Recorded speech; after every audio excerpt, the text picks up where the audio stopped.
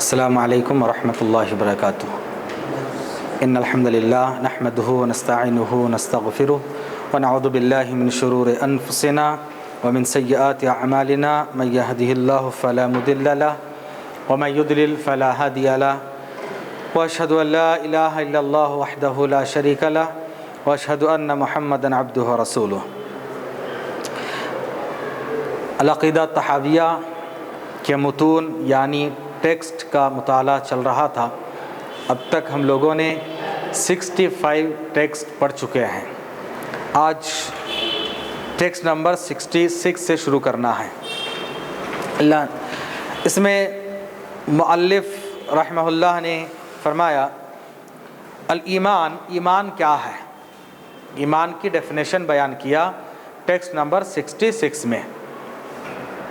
ईमान यह है हुवल ईमानु बिल्लाह, अल्लाह पर ईमान रखना, अल्लाह के फ़रिश्तों पर ईमान रखना, अल्लाह की किताबों पर ईमान रखना, अल्लाह की रसूलों पर ईमान रखना, आखिरत के दिन पर ईमान रखना, अच्छी और बुरी तकदीर पर ईमान रखना, और तकदीर में चाहे अच्छाइयाँ हो या बुराइयाँ मिले, खट्टी चीज़ें आए मीठी चीज़ें आएँ, हर एक को बर्दाश्त करना ये ईमान की अलामत है। ईमान की ये डेफिनेशन, ईमान की अलामतों के ताल्लुक़ से हमने तफसील के साथ इससे पहले पढ़े हैं।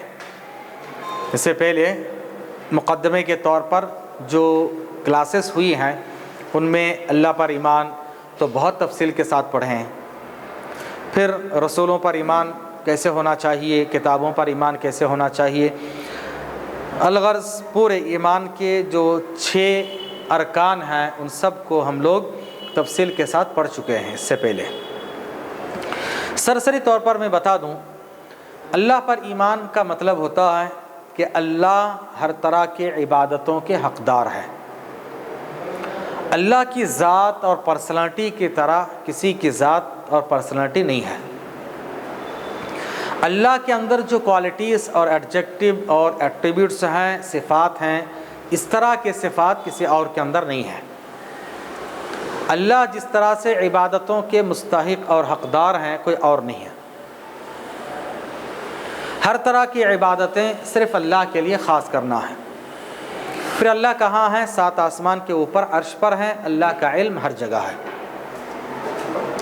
अल्लाह के सिवा कोई आलिमुल गैब नहीं है, फ्यूचर को जानने वाला नहीं है, सिर्फ़ अल्लाह ही जानता है। फिर इसी तरह से अल्लाह तबारक तआला से मुताल्लिक़ जितनी चीज़ें हैं उन सब में अल्लाह को यूनिक जानना, ये अल्लाह पर ईमान के तकाज़े हैं, डिमांड्स हैं। उसके बाद हैं अल्लाह के फ़रिश्तों पर ईमान रखना।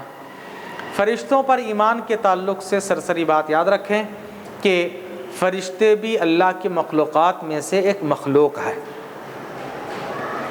अल्लाह की उलूहियत में वो लोग पार्टनर नहीं है। फ़रिश्तों को अल्लाह ताला ने नूर से पैदा किया। कौन से नूर? नूर से, अल्लाह के नूर से नहीं, नूर से पैदा किया। फ़रिश्तों की तादाद कितनी है? अनगिनत। कितने हैं? अनकाउंटेबल। हम जो है गिन कर ख़त्म नहीं कर सकते। और उसके लिए सबसे बड़ी दलील मेराज की रात के ताल्लुक़ से नबी ने फरमाया कि हुबहू दुनिया में जो काबा है उसके ऊपर आसमान पे, 7 आसमान पे एक मस्जिद है जिसका नाम है अल बैतुल मामूर। उसी के हुबहू ऊपर अल्लाह का अर्श है, उसी के हुबहू ऊपर अल्लाह का अर्श है। तो ये गोया के समझ लीजिए कि काबा है जो दुनिया में है, उसके ऊपर 1 2 3 4 5 6 7 स्काइस है, आसमान है। यहाँ पर एक घर है जिसका नाम है बैतुल मामूर।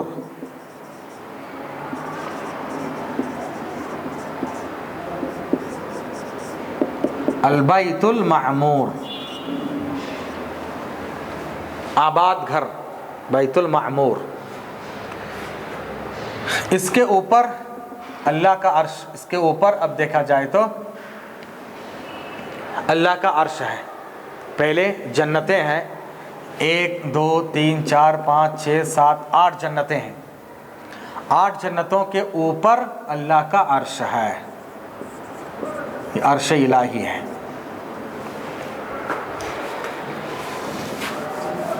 अल्लाह का अर्श है, तो अल्लाह के अर्श से सबसे नज़दीक जन्नत है जन्नतुल फिरदौस, सबसे ऊंचे मुकाम की जन्नत जिसको जन्नतुल फिरदौस कहा जाता है।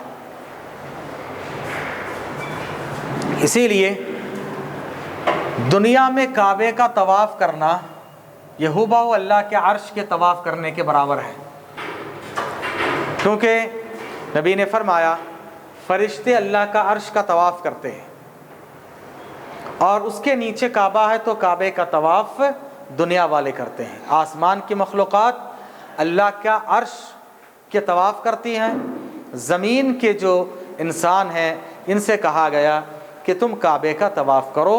ये काबे का तवाफ़ करना गोया कि अल्लाह का तवाफ़ करना है। इसीलिए हम कहते हैं कि तवाफ़ करना भी एक इबादत है और इन इबादतों को अल्लाह के लिए खालिस करना है। अल्लाह पर ईमान के तकाज़ों में से यही है कि हर तरह की इबादतों को सिर्फ़ अल्लाह के लिए किया जाए। इबादतें क्या क्या हैं हम लोग तफसील के साथ पढ़े हैं। तो ये जो बैतुल मामूर है, एक दिन में 70,000 फरिश्ते, एक दिन में 70,000 फरिश्ते दाखिल होते हैं और अल्लाह के लिए सजदा करके निकल आते हैं। निकलने के बाद फिर लाइन में खड़े हो जाते हैं। क़यामत आ जाएगी, लेकिन एक मर्तबा जिसकी टर्न आ गई, बारी आ गई, क़यामत की सुबह तक फिर उसको मौका नहीं मिलेगा। सुभान अल्लाह। अब सोचिए कितने फरिश्ते अल्लाह ताला ने तैयार कर रखा है। एक दिन में 70,000 जाते हैं, उसके बावजूद क़यामत तक एक को जिसको मौका मिल गया आज, फिर क़यामत तक बारी नहीं आएगी। फ़रिश्तों की तादाद बहुत ज़्यादा है। अल्लाह ताला ने फ़रिश्तों को मुख्तलिफ़ कामों के लिए तैयार कर रखा है। अल्लाह के हुक्म के वो लोग ग़ुलाम हैं, अल्लाह जैसे बोलते वैसे ही करते हैं, कभी अल्लाह की नाफरमानी वो लोग नहीं करते। फ़रिश्तों से कोई गुनाह सरज़द नहीं होता। फ़रिश्तों को भी फ्यूचर का इल्म नहीं है, गैब का इल्म उनको भी नहीं है। फ़रिश्तों के ताल्लुक़ से ये हमारा सरसरी ईमान होना चाहिए। कुतुबी ही, अल्लाह की किताबों पर ईमान कि अल्लाह ताला ने रसूलों को भेजा, उनमें से बाज़ को किताबें दी हैं, वो किताबें अल्लाह की तरफ से हैं, उन पर हमारा ईमान होना कि हाँ ये अल्लाह की किताबें हैं। लेकिन प्रैक्टिस और अमल सिर्फ़ आखिरी किताब के मुताबिक होगा और वो है कुरान मजीद। अल्लाह की रसूलों पर ईमान, रसूलों पर ईमान का मतलब यही है कि हमारा ईमान होना चाहिए कि अल्लाह ताला ने रसूलों को दावत व तबलीग के लिए भेजा। रसूलों की ज़िम्मेदारी है कि लोगों को शिर्क से रोकें और तौहीद की दावत दें। रसूल और नबी जितने आए सब के सब इंसान थे, ये अक़ीदा होना चाहिए। अगर कोई नबियों को रसूलों को इंसान नहीं मानता है तो रिसालत पर ईमान का हक़ उसने अदा नहीं किया। अंबिया और मुरसलीन ये लोग आलिमुल गैब नहीं थे, सब के सब वफ़ात पाके चले गए सिवाय ईसा अलैहिस्सलाम के। अल्लाह ने उनको उठा लिया, फिर क़यामत के करीब आएंगे और फिर अपनी फितरी मौत वफ़ात पाकर चले जाएंगे। और ईसा अलैहिस्सलाम भी मुल्के कौन से मुल्क में आएंगे? शाम, सीरिया।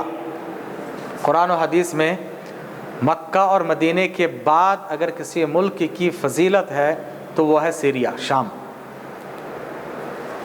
नबी ने फरमाया जब शाम वाले बिगड़ जाएं तो कोई खैर उम्मत में ना रहे। शाम के ताल्लुक़ से बहुत सारी हदीसें हैं और कहा कि शाम में बहुत दिनों तक फितना और फसाद नहीं रह सकता। हज़रत मुआविया शुरू से आखिर तक शाम में थे, क्योंकि उन्होंने नबी से दरख्वास्त की कि बताइए कौन से मुल्क में मैं रहूं। تو مکہ اور مدینے کے بعد نبی نے ریکمنڈ کیا کہ شام میں رہو۔ ملک شام کی کافی فضیلتیں ہیں، اور حقیقی معنی میں پہلے جو ابھی فلسطین وغیرہ ہیں یہ شام کے علاقے میں ہی تھا، ملک شام اور سیریا ہی اس کو کہا جاتا تھا۔ قرآن نے اس کو ارض مقدسہ کہا کہ مقدس سرزمین، بعد میں وہ الگ ہو گیا۔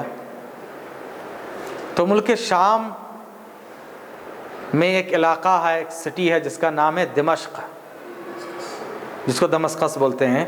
وہاں کی جامع مسجد میں فرشتے ان کو چھت پہ رکھ کے جائیں گے، وہاں سے ان کو لایا جائے گا، عصر کا وقت رہے گا، وہاں سے پھر وہ اور مہدی دونوں مل کر دجال کے خلاف، برائیوں کے خلاف جنگ کرنے لگ جائیں گے، پورے دنیا میں امن قائم کریں گے۔ لیکن یہ سب غیبیات سے تعلق ہے، کب آئیں گے کیسے آئیں گے اللہ بہتر جانتا ہے، لیکن جب آئیں گے سب کو پتہ چل جائے گا۔ تو رسولوں کے تعلق سے یہ ہمارا ایمان ہونا چاہیے۔ والیوم الآخر، آخرت کے دن پر ایمان، یعنی آخرت آنی ہے، سب کو دوبارہ زندہ ہونا ہے، اللہ کے بارگاہ میں جواب دینا ہے، اچھے لوگ جنت میں جائیں گے، برے لوگ جہنم میں جائیں گے۔ تقدیر کی اچھائی اور برائیوں پر ایمان رکھنا کہ تقدیر میں چاہے کچھ بھی ہو، اچھا یا برا ہو، ہمیں اس پر یقین رکھنا ہے، ایمان رکھنا ہے۔ ابھی تقدیر کے تعلق سے لوگ بڑے پریشان ہوتے ہیں۔ تقدیر کے معاملے میں سب سے سیفر سائیڈ یہی ہے کہ اللہ کے حوالے کر کے ہمارا کام عمل کرنا۔ یہ انسین ہے، کیا ہے معلوم نہیں، کیا ہے معلوم نہیں، اسی لیے ہمیں کیا کرنا ہے، بس اللہ کے حوالے کر کے عمل کرنا۔ صحابہ نے عمل کیا، تابعین نے عمل کیا، نبیوں نے عمل کیا۔ تقدیر میں کیا ہے اللہ بہتر جانتا ہے، یہ سب سے بہترین چیز ہے۔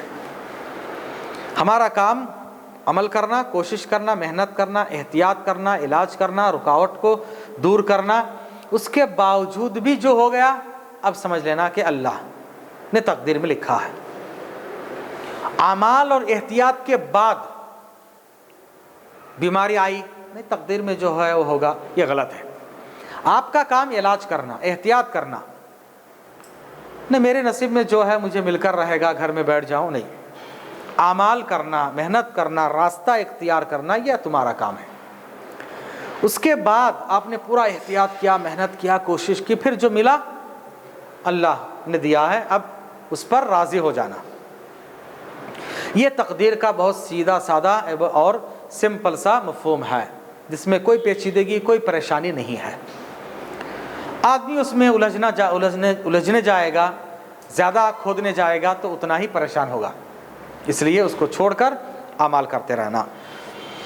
اس کے بعد ٹیکسٹ نمبر 67، وَنَحْنُ مُؤْمِنُونَ بِذَلِكَ كُلِّهِ، ان تمام 6 جو ایمان کے ارکان ہیں ان سب پر ہمارا ایمان ہے۔ لا نفرق بین احد من رسولہ، اور رسولوں میں سے کسی کے درمیان ہم تفریق نہیں کریں گے۔ تمام رسولوں پر ایمان رکھیں گے لیکن ان کے درمیان تفریق نہیں کریں گے۔ تفریق مطلب ان کے درمیان آپس میں کمپیئر نہیں کرنا، یہ ان سے بہتر ہے۔ نبی نے فرمایا کہ تم لوگ مجھے یونس بن متی رضی اللہ عنہ ان کے اوپر فضیلت مت دو، لا تفضلونی علی یونس بن متی، کیونکہ انہوں نے اللہ کی بات نہ سن کر جلدی کی تھی۔ تو نبیوں میں سے کسی کو اگر دنیا میں سزا ملی انہی کو، مچھلی ان کو نگل گئی، تو گویا کہ آپ سمجھ رہے ہوں گے کہ نبیوں میں سب سے کم مقام ان کا ہے اور میرا مقام سب سے اونچا ہے، ایسا تم مت کہو۔ لیکن نبی کا مقام سب سے اونچا ہے، ہم یہ کہیں گے تمام نبیوں کے سردار ہے، لیکن پرٹیکولر ایسا کہنا کہ یونس علیہ السلام کے مقابلے میں محمد عربی صلی اللہ علیہ وسلم بہتر ہے، ایسا نہیں کرنا۔ تو نبیوں میں سے ہر ایک پر ایمان رکھنا، ان کے درمیان آپس میں ایک دوسرے کو اونچا دکھانا، کسی کو نیچا دکھانا، ایسا نہیں کرنا۔ لا نفرق، تفریق نہیں کرنا، اونچ نیچ نہیں کرنا، بھید بھاؤ نہیں کرنا ہے، یہ طریقہ صحیح نہیں ہے۔ اور یہی لوگوں نے کیا۔ یہودی لوگ آخری نبی پر ایمان اس لیے نہیں لائے، کہا کہ سب کے سب اسحاق علیہ السلام کے خاندان سے، ایک جو ہے اسماعیل کے خاندان سے ہم نہیں مانیں گے۔ بھید بھاؤ کیے، ایسا نہیں کرنا ہے، ہر ایک پر ایمان رکھنا ہے، ہر ایک کی تصدیق کرنا ہے، اور جو کتاب لے کر آئے، تعلیمات لے کر آئے، ان پر ایمان رکھنا ہے، لیکن پریکٹس اور عمل صرف آخری نبی کے مطابق۔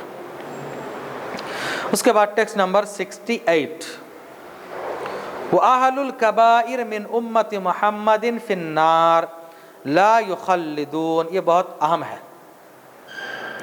کیونکہ خوارج اور خصوصی طور پر جو دوسرے گمراہ فرقے ہیں، ان کا عقیدہ اس سلسلے میں بہت غلط ہے۔ ان کی تردید ہو رہی ہے کہ محمد صلی اللہ علیہ وسلم کی امت میں سے وہ لوگ جو کبیرہ گناہ کیے ہیں، کبیرہ گناہ کیے ہیں، محمد صلی اللہ علیہ وسلم کی امتی میں سے جو لوگ کبیرہ گناہ کیے، بڑے بڑے کبائر کر چکے ہیں، لیکن اللہ پر ایمان ہے، رسولوں پر ایمان ہے، قرآن حدیث کو مانتے ہیں، امت محمدیہ میں سے ہیں، لیکن کبیرہ گناہ کیا، عقیدہ صحیح ہے، کبیرہ گناہ کیا، تو ایسے لوگوں کے تعلق سے اہل سنت اور جماعت کا یہی عقیدہ ہے، سلف کا بھی یہی عقیدہ ہے کہ یہ جہنم میں تو جائیں گے لیکن ہمیشہ کے لیے نہیں، اپنے گناہوں کی سزا کاٹنے کے بعد پھر وہاں سے ان کو نکال لیا جائے گا۔ لیکن خوارج کہتے ہیں کہ نہیں، ان کو ہمیشہ ہمیش جہنم میں رکھا جائے گا، ہمیشہ ہمیش جہنم میں رکھا جائے گا، ان کے لیے کبھی جنت نہیں ہے۔ اور کبیرہ گناہ کی وجہ سے آدمی کو کافر سمجھنا یہ خوارج کا طریقہ رہا۔ آج بھی آپ دیکھیں گے بہت سارے لوگ اپنے آپ کو اسلامی جماعت اور اسلامی اسٹیٹ کے دعویٰ کرنے والے کیا کرتے ہیں، باہر کوئی نماز چھوڑ کے گھوم رہا ہے، اس کو پکڑے قتل کر دیتے ہیں۔ یہ سلف کا طریقہ نہیں، خوارج کا طریقہ، اتنی سختی، اپنے رشتہ دار میں سے کوئی اگر گناہ کر رہا اس سے قطع تعلق کر لینا، زیادہ بڑا گناہ کر رہا اس کو قتل کر دینا۔ کبیرہ گناہ کی وجہ سے قتل جائز نہیں ہوتا ہے، یہ خوارج کا طریقہ ہے جو آج لوگ پھیلا رہے ہیں، بہت سارے نوجوان ان کے پیچھے بھاگ رہے ہیں کہ اسلامی خلافت قائم ہو رہی ہے، بہت اچھے لوگ ہیں وہ، اور ان کا ساتھ دینا، سپورٹ کرنا، یہ بالکل غلط ہے۔ تو امت محمدیہ میں سے جو لوگ کبیرہ گناہ کیے ہیں وہ جہنم میں جائیں گے، لیکن وہ اس میں ہمیشہ نہیں رہیں گے، بشرطے کہ موت کے وقت توحید کے قائل ہوں۔ یعنی مرنے والا مرتے وقت توحید پر مرا ہے لیکن کبیرہ گناہ کیا، عقیدہ صحیح تھا، میں نے بتایا نا، عقیدہ صحیح تھا، توحید پرست تھا، لیکن کبیرہ گناہ کر دیا، گناہوں کی پاداش میں جہنم میں جا کر پھر واپس آئے گا۔ توحید پرست اگر ہے تو، توحید نہیں ہے تو کوئی فائدہ نہیں، توحید پرست نہیں ہے، عقیدہ خراب ہے تو ہمیشہ ہمیش جہنم، بشرطے کہ موت کے وقت توحید کے قائل ہوں، کبیرہ گناہوں سے توبہ نہ کرنے والے اور بحالت ایمان جان نکلنے والے، جس کی جان ایمان کی حالت میں نکل گئی تو اللہ تعالیٰ کی مشیت اور اس کے حکم کے ماتحت میں ہوں گے۔ یعنی جو آدمی ایمان کے وفات کے وقت کبیرہ گناہ کرنے والا تھا لیکن کبیرہ گناہوں سے توبہ نہیں کیا، ایمان اس کے پاس تھا، توحید پرست تھا، اب مر گیا، توبہ کرنے کا موقع نہیں ملا، اب اس کا حکم کیا ہوگا؟ اللہ کی مرضی، اللہ کی مشیت کے تحت، اللہ کی مرضی کے تحت، اللہ چاہے تو اس کو جہنم میں ڈالے، چاہے تو معاف کر کے جنت میں ڈال دے، یہ اللہ کی مرضی پر ہے، کچھ نہیں کہہ سکتے ہم۔ اگر توحید پرست ہے، کبیرہ گناہ بھی کر دیا، اللہ چاہے تو معاف بھی کر سکتا ہے، اللہ چاہے تو جہنم میں ڈالے، لیکن امید ہے توحید پرست نہیں رہا، ایمان صحیح نہیں رہا، چاہے کچھ بھی کر لے کوئی فائدہ نہیں، ہمیشہ ہمیشہ جہنم۔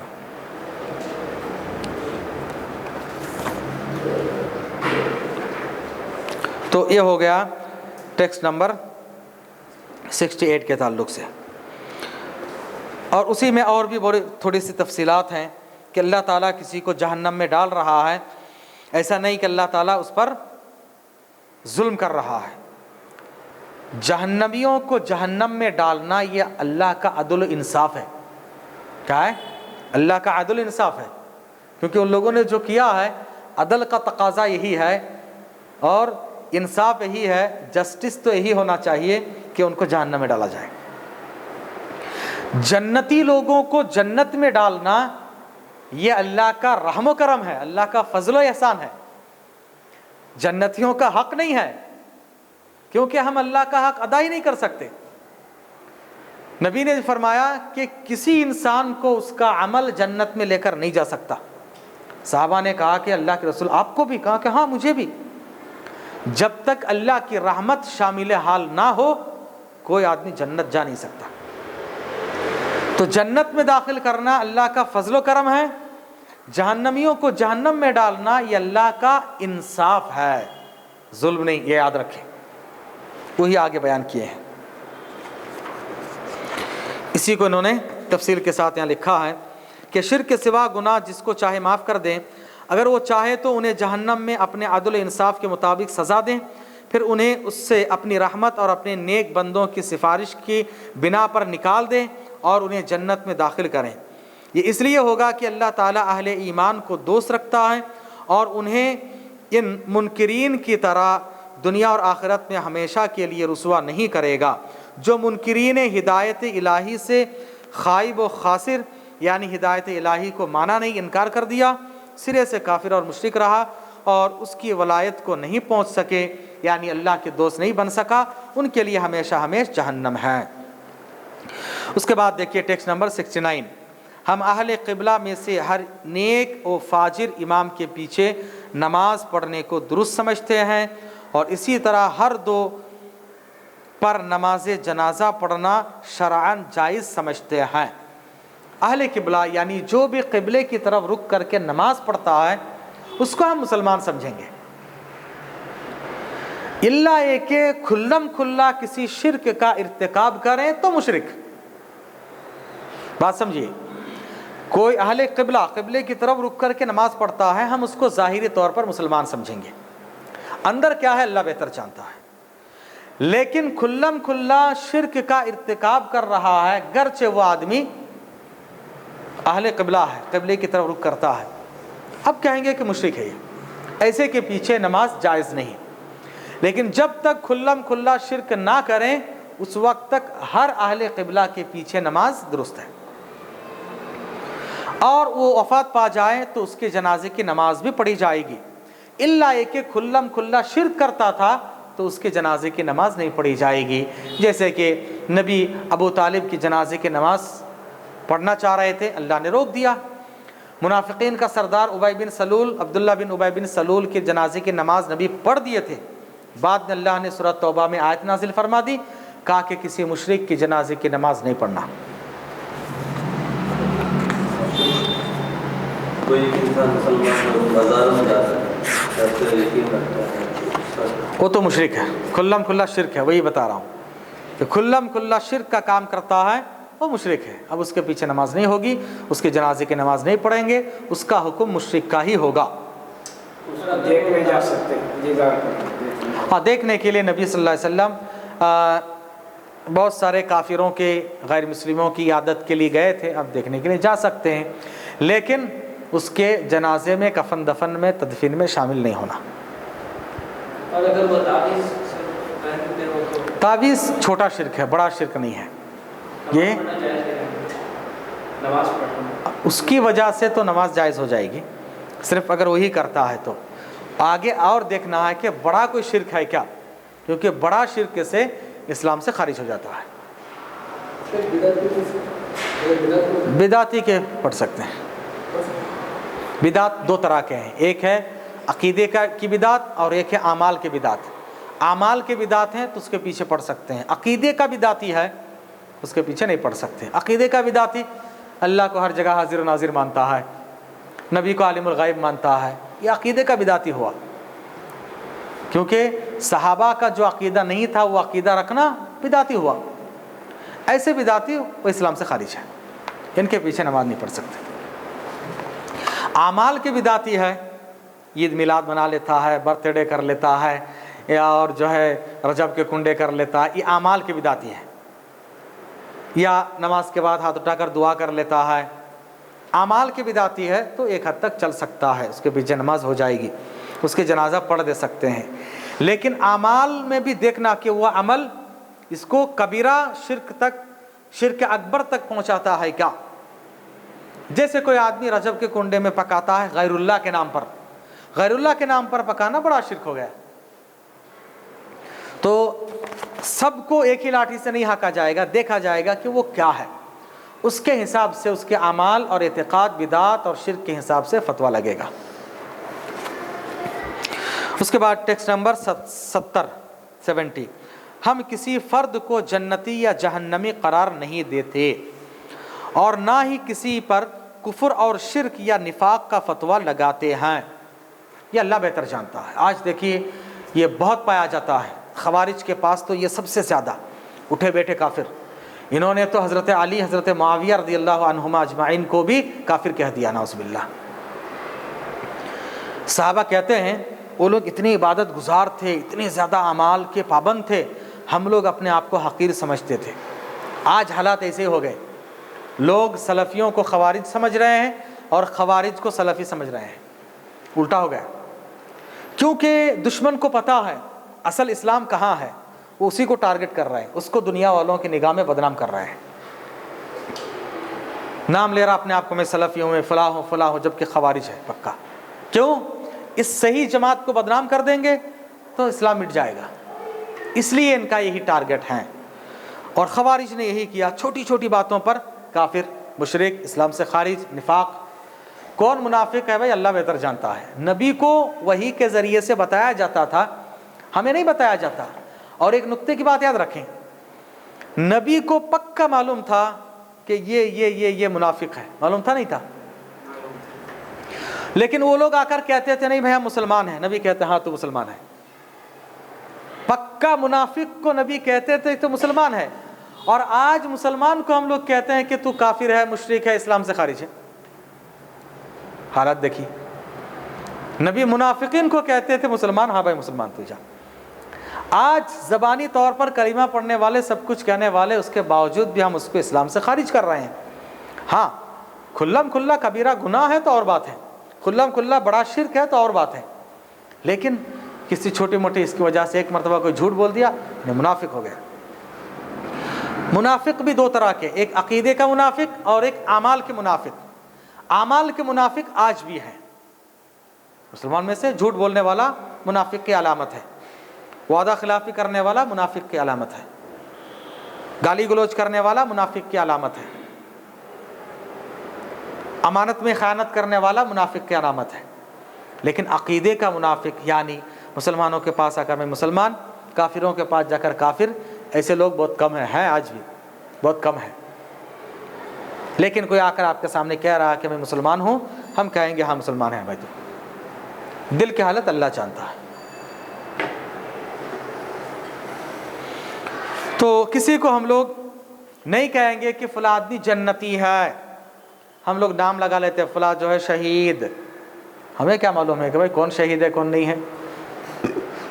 किसी को शहीद का लक़ब देना ये सही नहीं है। नबी ने जिन लोगों को शहीद का मुकाम दिया है वो ठीक है, हमें क्या मालूम कोई जो है तनख्वाह लेकर, सैलरी लेकर मुल्क के लिए लड़ने गया, शहीद कहाँ से भाई। शहादत के लिए अलग उसकी डेफिनेशन है। शहीद कौन होता है वो अल्लाह बेहतर जानता। आज हम लोग, नबी नहीं है, हमारे पास वही नहीं आती है, किसी को हम शहीद पार्टिकुलर नहीं कह सकते। और ना ही किसी के बारे में हम कहेंगे कि फ़लाँ आदमी जन्नती है, पक्का जन्नती है, क्या मालूम है। पक्का जहन्नमी है, क्या मालूम है, अल्लाह बेहतर जानता है। पक्का काफिर है, मुनाफिक है, मुश्रिक है। हम ये कहेंगे फ़लाँ आदमी जो काम कर रहा है ये शिरकिया काम है, इसका काम कुफरिया काम है, इसका काम निफाक का काम है, ये जहन्नम में ले जाने वाला काम है। लेकिन तू जहन्नमी है, तू काफिर है, तू मुश्रिक है, ऐसा पर्टिकुलर नहीं कहेंगे। जी, मुनाफिक और गुनहगार, ये फासिक होता है, कोई भी गुनाह करने वाला गुनहगार।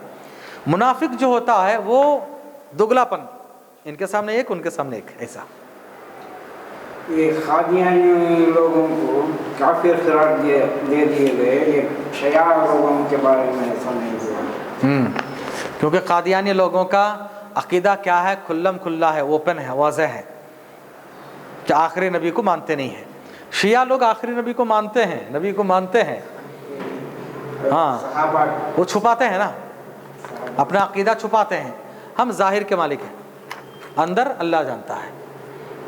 अब उनके साथ बात करो, हाँ साहब हम मानते हैं भाई, मानते हैं, बोलते हैं नहीं, उनके पास तकिया बोल के है, अपना अकीदा छुपाओ, सामने वाले के अकीदे पर असर डालो, इसलिए खुल्लम खुल्ला नहीं है, इसीलिए खुल्लम खुल्ला उन पर फतवा नहीं लगा। उसके बाद देखिए कहा कि हम किसी, टेक्स्ट नंबर 70, किसी फ़र्द को जन्नती या जहन्नमी करार नहीं देते हैं, ना ही किसी पर कुफ्र, शिरक या निफाक का फतवा लगाते हैं, तावक्ती के यानी जब तक कि इन चीज़ों का उससे ज़ुहूर ना हो जाएं। कुफ्र, निफाक और शिरक का ज़ुहूर जब तक ना हो खुल्लम खुल्ला, उस वक्त तक हम उनको नहीं कहेंगे। टेक्स्ट नंबर 71, हम उम्मत मोहम्मदिया में से किसी फ़र्द पर तलवार चलाना जायज़ नहीं समझते। उम्मत मोहम्मदिया में से किसी के ख़िलाफ़ तलवार निकालना जायज़ नहीं समझते हैं। और आज देखो लोग जो है इस्लामी खिलाफत के दावेदार मुसलमानों को कत्ल कर रहे हैं। अरे भाई, यहाँ तक तो शियों पर भी हमने कुफ्र का फतवा नहीं लगाया, तो कैसे उनको कत्ल करना ये इस्लामी हुकूमत है, इस्लामी खिलाफत है? नहीं, बिल्कुल नहीं हो सकता। ये अकीदा है देखिए अहले सुन्नत और जमात का। और मुसलमानों के ख़िलाफ़ तलवार उठाना ये ख़वारिज का काम है। अली और मुआविया के ख़िलाफ़, सहाबा के ख़िलाफ़ इन लोगों ने तलवारें उठाई। जिस पर तलवार का चलना वाजिब हो जाए, मगर जिस पर तलवार का चलना वाजिब हो जाए, यानी मुसलमान है, शादीशुदा है, अब उसने जिना किया, अब उसको कत्ल किया जाएगा।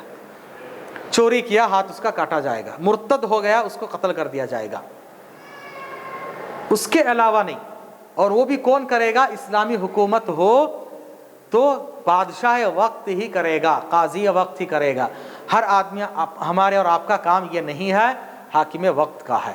इस्लामी हुकूमत नहीं है, उस वक्त तक अमल नहीं होगा।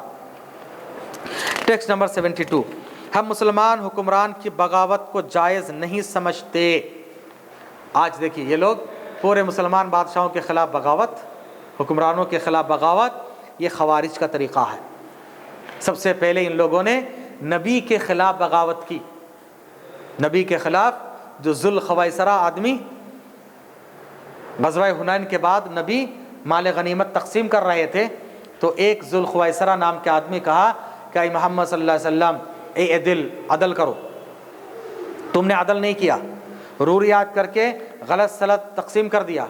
नबी ने फरमाया सुबहान अल्लाह, अगर मैं अदल ना करूं कायनात में कौन अदल करने वाला है?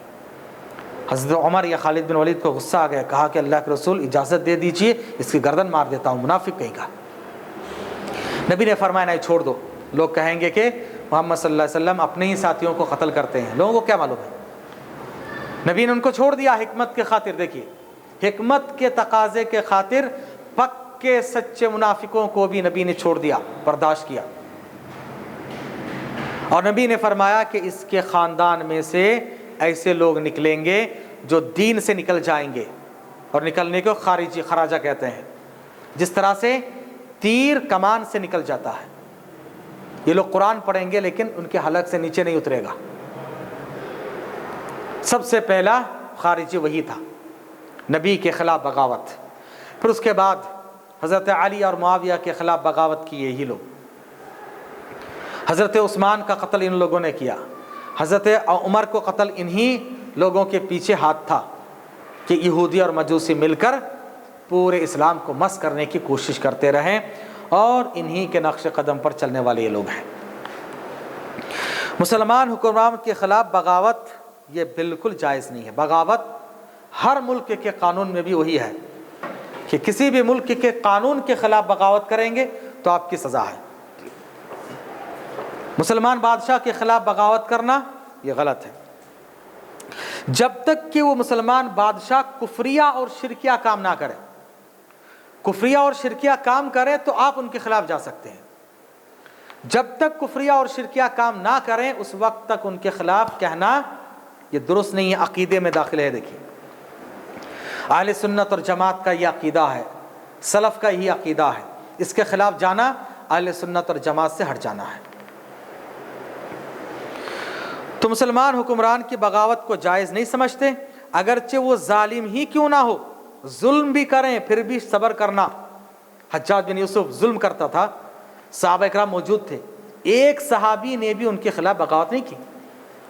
چاہتے تو صحابہ اپنے ساتھ کتنے لوگوں کو جمع کر سکتے تھے، صحابہ کی آواز پر سب لوگ آنے کے لیے تیار تھے، لیکن کہتے تھے صبر کرو صبر کرو.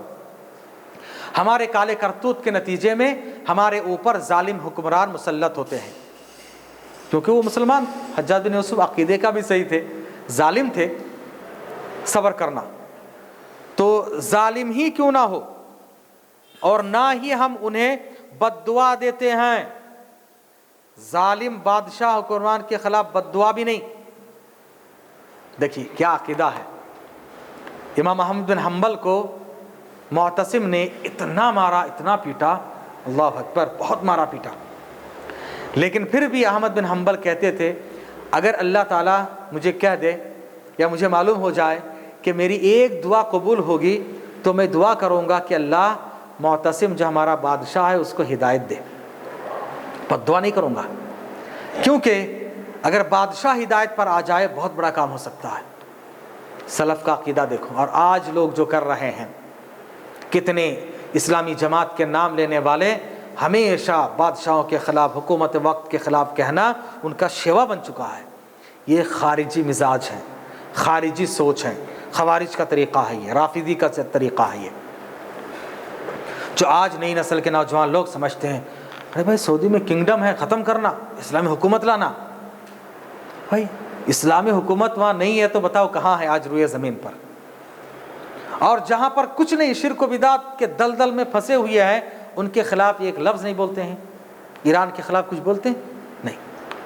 جہاں پر سنی مسجد نہیں بنا سکتے، اور جس نے عمر کو قتل کیا ابو لولو فیروز، اس کے شاندار مزار ہیں وہاں پر، بابا شجاع الدین کے نام سے ابو لولو فیروز. ایسے کا ساتھ دیتے ہیں، ایسے کا تعاون کرتے ہیں. کیوں؟ انہیں چپ بیان دیتا ہے نا، اس لیے صرف بولتا زبانی طور پر. آج تک ایران نے بیت المقدس کے بارے میں کچھ بولا ہے؟ ایک لفظ بولا؟ کیوں؟ بیت المقدس حاصل کرنا ہماری ذمہ داری نہیں ہے؟ پہلے یہ کرو. صرف ان کو سعودی کے خلاف پڑی ہوئی ہے، سعودی کے خلاف پڑی ہوئی ہے، کیونکہ توحید کی ایک حکومت جو ہے نا، اس لیے توحید پرست ہے، ظلم بھی نہیں ہے، کتنا امن ہے، کتنا سکون ہے، کتنا چین ہے. پورے دنیا کے مسلمانوں کو اتنا دے رہے، نواز رہے ہیں، شاید کوئی حکومت ہو. اور وہی گلف کنٹریز کے خلاف یہ لوگ ہمیشہ شیعوں کا ہی، جہاں پر فتنہ ہوتا شیعہ لوگ ہی کرتے ہیں. ہمیں چوکنا رہنا، عقیدہ، اور نہ عقیدہ اور منہج خراب ہو جائے گا ہمارا. سلف کا عقیدہ یہی ہے کہ نہ ان کے خلاف بغاوت، نہ ان کو بد دعا، گرچہ ظلم ہی کیوں نہ کریں. جبکہ یہ تو ظلم کیا ہے. اللہ اکبر. کرین حادثے میں جو لوگ وفات پا گئے، اللہ ایک تو ان کو شہادت کے موت بھی دے گا انشاءاللہ، آخرت بھی سدھری، دنیا بھی. تقریباً انڈیا کے 2 کروڑ کے برابر ہے. کون دیتا ہے بولو بھائی؟ کسی حکومت میں ہے، یہاں پر کوئی مر جاتا پتہ نہیں، اس کو کچھ نہیں ملتا ہے، اور اعلان ہونے کے باوجود بھی پتہ نہیں کب ملتا ہے. اس کی ایک نسل ختم ہو جاتی ہے، پھر اس کو ملتا ہے اس کا معاوضہ. یہ حالت ہے. اللہ اکبر. ایسے حکومتوں کے لیے ہمیں دعا کرنا ہے، ان کا ساتھ دینا ہے. اور ہم لوگ توحید کے لیے تو پورے دنیا میں جال بچھا دیے، کتابیں، لٹریچر، قرآن، یہ سب ہر زبان میں شائع کر کے، مفت تقسیم کر کے پورے دنیا میں. آپ ایک بھی کوئی صحیح جو ہے ایک لائبریری کا ایک معمولی سا ایک ریک دیکھیے، اگر اس میں سعودی کا کوئی کتاب نہ ہو، سلفی کی کوئی بھی، سعودی کی کتنی فری کتابیں آپ کو ملیں گی. یہ سب ہیں. اللہ اکبر. آج کوئی یورپ کے لوگ جو ہے، سیریا کے کچھ لوگ جا کے وہاں کے مائگریٹ کر کے وہاں پہنچ رہے ہیں. ان کا ہاں دیکھو اتنا کیا کر رہا ہے، یہ کر رہا ہے، وہ کر رہا ہے. زندگی بھر رہیں گے تو وہ لوگ مہاجر ہی کہہ رہیں گے کہ یہ لوگ جو ہے میگریشن کر کے آئے ہیں. لیکن سعودی نے کتنے لوگوں کو لیا؟ پیپر میں دیا نہیں. انہوں نے کیا کہا؟ ہم آپ کو مہاجر نہیں سمجھتے ہیں، ہمارا ایک دینی بھائی سمجھ کر گلے لگاتے ہیں۔ افواہ لوگ پھیلاتے ہیں، نہیں کیا بھی نہیں کر رہا، یہ ہے وہ ہے، یمن پر حملہ کیا، مسلمان پر حملہ کیا، تو شیعہ ہے۔ نبی نے فرمایا کہ ایسے خارجوں کے خلاف جنگ کرنے والے سب سے بہترین ہیں، ان کے ہاتھ اگر کوئی مارا جائے سب سے بہترین موت ہے۔ ہمیں ہر چیزوں کا سمجھ کر مطالعہ کر کے آگے بڑھنا ہے۔ ایسے ہی چھوٹی موٹی باتیں سن لیے، انٹرنیٹ وغیرہ دیکھ لیے، دیکھ کر جو ہے ہاں بھائی فلاں آدمی صحیح ہے، ان کا ساتھ دینا، ان کے خلاف جانا، یہ کرنا وہ کرنا، سوچ سمجھ کر قدم اٹھانا چاہیے۔ تو بہرحال حکمران کے خلاف بد دعا نہیں دیتے ہیں اور نہ ہی ان کی اطاعت سے اپنا ہاتھ کھینچتے ہیں۔ ان کی اطاعت کرنا، فرما برداری کرنا، اللہ نے فرمایا اللہ اس کے رسول کی اطاعت کرو، اولی الامر منکم، اور تم پر جن کو نگران بنایا گیا ان کی بھی اطاعت کرو، یہ بھی اس میں داخل ہے۔ جب تک کہ وہ کسی معصیت کا حکم نہ دے، گناہ کا حکم دے بادشاہ، اب ہم نہیں مانیں گے۔ گناہ کا حکم جب تک نہ دے اس وقت تک ان کی تابعداری کرنا ضروری ہے۔ ہم ان کی اطاعت کو فرض سمجھتے ہیں اور ہم ان کے لیے اصلاح کی دعا کرتے ہیں۔ ٹیکسٹ نمبر 73، ہم سنت کی پیروی کرتے ہیں اور جماعت المسلمین سے علیحدگی، ان کی مخالفت اور افتراق سے اجتناب کرتے ہیں۔ یعنی مسلمان کی جو صحیح جماعت ہے اس جماعت کے ساتھ جڑے رہنا بہت ضروری ہے۔ انشاءاللہ ہم نیکسٹ کلاس میں اس کا جائزہ لیں گے کہ وہ کون سی جماعت ہے مسلمانوں کی جس کے ساتھ ہمیں جڑنا ہے۔ آج جماعتیں بہت ہیں، اس کی علامتیں کیا ہے، حدیث کی روشنی میں نیکسٹ کلاس میں اس کا جائزہ لیں گے انشاءاللہ المستعان۔ وآخر دعوانا الحمدللہ رب العالمین، سبحانک اللہم وبحمدک، اشہد ان لا الہ الا انت، استغفرک و اتوب الیک، صلی اللہ علیہ وسلم محمد۔